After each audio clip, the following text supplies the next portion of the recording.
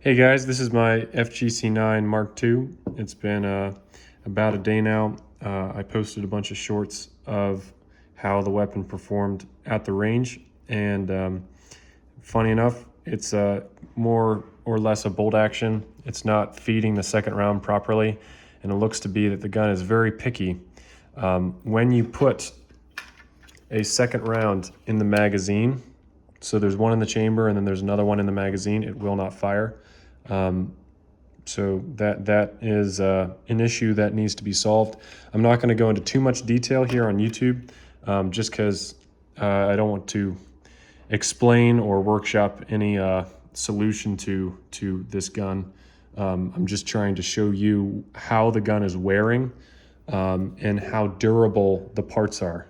So yet again, not teaching you guys how to build this, not teaching you guys how to fix, but just more or less observing wearing of parts. Because most people say, hey, look, this is a plastic gun.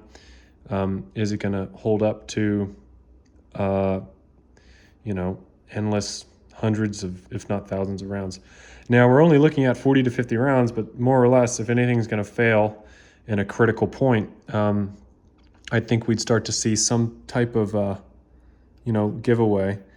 I do see some markings, if you can see in the light here, some scratches on the bolt housing, but yet again, I don't see anything that's compromising.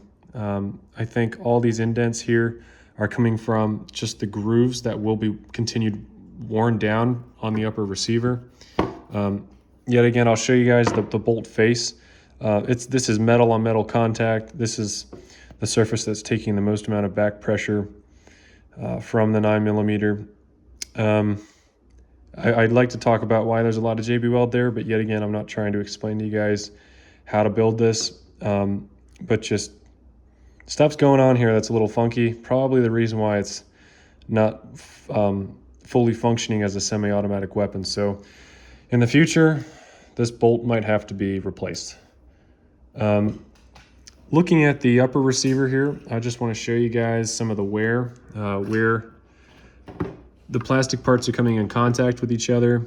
The channel is a bit dirty, but that's because I didn't clean it very well. I oiled it and I lubricated it, but I didn't really clean it well. So you can see it's still kind of seeing some, what do you call, particles and plastic string, and it still has some gunk in there, but no serious indents. All it is just, like I said, carbon buildup from the blast of the bullet.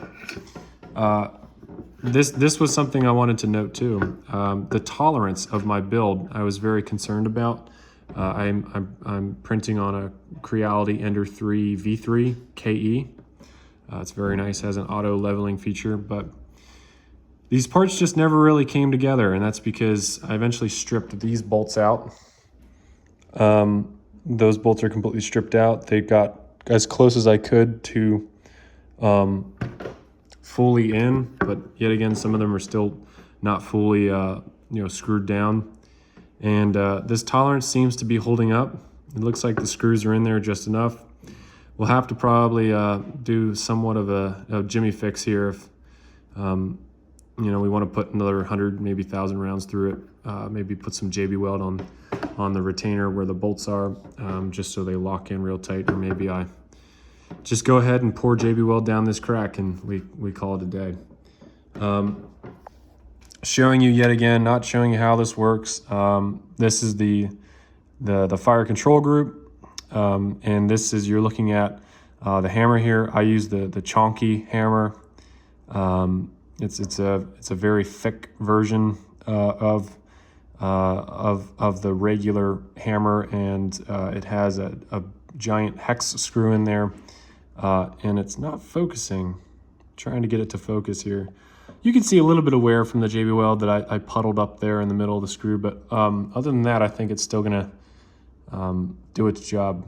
So yeah, the whole print kind of came out well, but I have to say, looking at all these parts, it's a very simple gun. Not much to clean, really not much to maintain here. But this part, due to possibly You know, yet again, there's stuff that's just out of spec. That's as far as I'll go. This part needs to be possibly remanufactured, sadly, if we actually want to get it to load the next round and be semi-automatic. But for now, I'm happy that something off the print bed can just shoot and retain its its rigidity. It looks like the material is flexing when it should be, but also being strong and uncompromised when it needs to be. So anyway, I'll keep you guys updated. This is obviously the very first one that I printed. I thought it came out quite nice, and yeah, to many more range videos with this guy. I do plan on doing somewhat of a torture test or a durability test with it in the future. So like and subscribe and look out for that video in the future.